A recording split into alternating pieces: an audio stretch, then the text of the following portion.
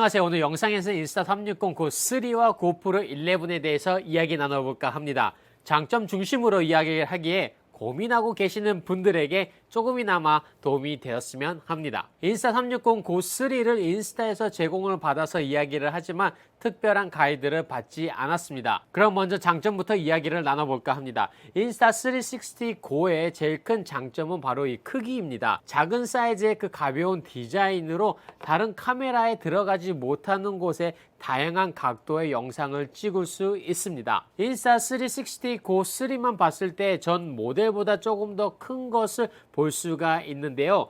전 모델을 사용하셨던 분들은 아마도 그 차이를 바로 보실 수 있지만 만약에 고3를 처음으로 구매하신 분들에게는 이렇게 작다고? 라는 생각을 하실 거예요. 해상도 또한 1440p에서 2.7K로 업그레이드 됐을 뿐만 아니라 배터리 라이프 또한 전 모델과 비교했을 때는 50% 업그레이드가 되었습니다. 그리고 이 자체를 액션팟이라고 이야기를 하는데요. 이 액션팟에 넣으면 최대 170분까지 사용이 가능합니다. 거기서 끝나는 것이 아니라 인스타360 고3를 액션팟에 넣으면 고3를 자동적으로 충전을 먼저 하기에 여러분이 고3로만 촬영을 하고 촬영을 안 할 때 넣어 놓으면 사용할 때마다 풀 찰지드로 사용이 가능합니다. DJI의 액션처럼 이 작은 사이즈의 4K가 있었으면 했던 부분이 있었지만 다른 기능과 휴대성을 생각하면 2.7K도 충분하다고 생각합니다. 아마도 이런 시기에 4K가 없다고 해서 좋지 않다고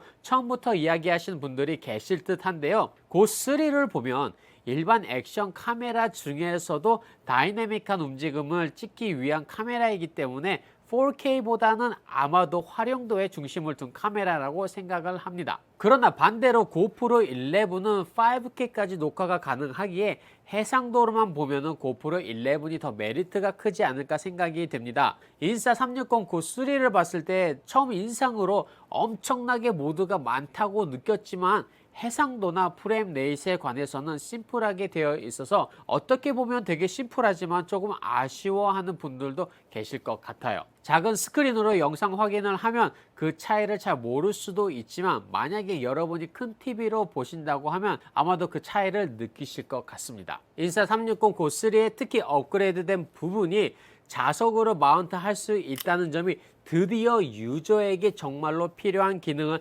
가지고 왔다는 생각을 했습니다. 고프로 11과 인스타360 R 시리즈도 아직은 이 스레드 형식의 그 마운트라 실제로 마운트하고 언마운트 하는 것이 너무 불편했었거든요. 특히 구멍까지 맞추기까지 해야 하고 또 잘못하면 촬영 도중에 흔들리기도 하는데요. 이 부분에서는요, 고프로 11 지금 현재 단계에서 인스타360 고3가 더 좋지 않나 생각해 봅니다. 그리고 액션팟에만 연결할 수 있는 것이 아니라 고3를 바로 마운트에도 직접 자석 클립 형식으로 찍을 수 있다는 점 또한 좋은 장점 중 하나라고 생각합니다. 이 부분이 왜 좋냐? 고3를 다른 곳에 마운트를 해놓고 액션팟으로 어떤 영상이 찍히고 있는지 바로 확인 가능하다는 점은 영상을 찍는 사람에게는 정말로 큰 메리트라고 생각을 하거든요. 그리고 스크린을 비교했을 때는요, 고3 자체로는 스크린이 없으나 고프로 11에는 앞쪽에 스크린이 있어서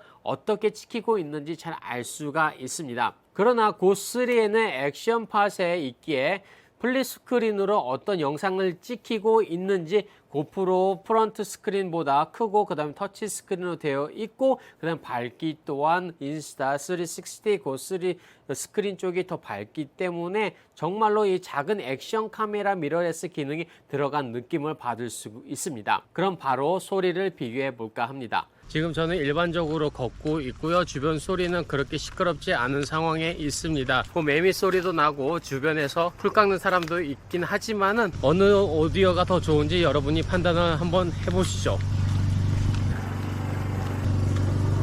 소리를 들었을 때는 두 개 다 비슷하다고 느껴서 어떤 것이 좋다고 이야기하기가 사실 저는 어려웠습니다.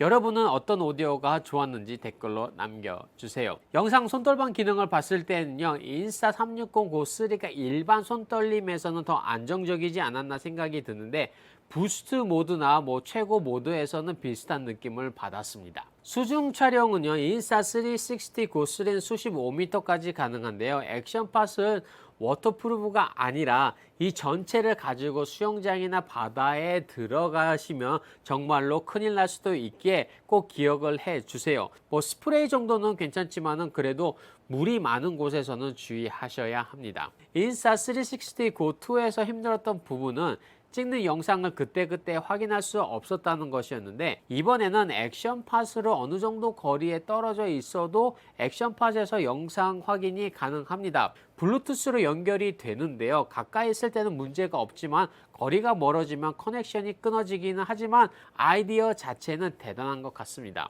제가 실험해 봤을 때는 약 한 4m 정도에서 영상이 끊기기 시작을 했던 것 같아요. 그러나 녹화 자체는 계속됩니다. 또한 그 중간에 다른 사물이 방해를 한다고 하면은 조금 더 그 길이가 짧아지는 것 같았습니다. 물론 저희들이 앱을 통해서 실시간으로 볼 수 있었지만 스마트폰이라는 게 도중에 전화 걸려올 때도 있고 사실 불편한 점이 있어서 편집 외에는 저도 잘 사용하진 않았습니다. 그래서 더욱더 액션팟 아이디어가 저에게는 특별하게 다가왔던 것이죠. 그리고 다른 점 중 하나는 하이퍼랩스나 슬로우 영상을 찍으면 바로 액션팟에서 영상 확인이 불가능하다는 점이 단점이라고 생각을 합니다. 영상이 어떻게 찍혔냐는 인스타360의 그 앱에서 확인이 가능하다는 점, 이 부분도 나중에는 업데이트 되지 않을까 한 그런 기대를 해봅니다. 또한 내장 메모리만 있다는 점이 좀 전 모델과 같은데요. 지금 34기가, 64기가, 128기가로 나눠져 있지만 외장 마이크로 SD카드도 들어가면 좋겠다는 생각을 했습니다. 이 부분은 나중에 충분히 업그레이드 될 수 있는 부분이 아닌가 싶어서 인스타360 고4에서 기대해 볼만 합니다. 요즘 한국에서는 저는 잘 모르겠는데 해외에서는 POV 영상으로 체스트 마운트를 해서 고프로를 가지고 찍는데, 사실 인스타360 고3 같은 경우는 자석으로 펜던트가 있어서요, 그렇게 눈에 안 띄고 자연스러운 POV 영상을 찍을 수 있다고 생각합니다. 그래서 저도 자주 놀러 갈 때는 가슴에 달고 가는데, 롤러코스터를 탈 때에는 일하는 분들이 자석은 못 믿겠다고 안 된다고 하시는 분들이 아직 많이 계시거든요. 사용을 하면서 직접적으로 힘을 가하지 않는 한 떨어지진 않겠다고 그런 느낌을 받았거든요. 여러분이 아마도 이미 많은 인스타360 고3에 대한 영상을 보셨을 겁니다. 그리고 좋다고 이야기하시는 분들이 있는가 하면 안 좋다고 이야기하시는 분들도 계실 거예요. 그러나 제일 중요한 것은요, 카메라를 알고 여러분이 어떤 영상을 찍고 싶은지 알고 사용한다고 하면 여러분이 사용하는 모든 카메라가 제일 좋은 카메라가 아닐까 그런 생각을 해봅니다. 구매 또한 여러 가지 키트로 할 수 있기 때문에 내용에 있는 링크 또한 꼭 확인해 주세요. 오늘 영상은 여기까지고요. 영상 시청 감사드리면 미국튜브 채널을 구독을 아직 안 하셨다면 구독과 좋아요, 알림 설정까지 꼭 눌러주시고요. 그럼 저는 다음 시간에 찾아뵙겠습니다.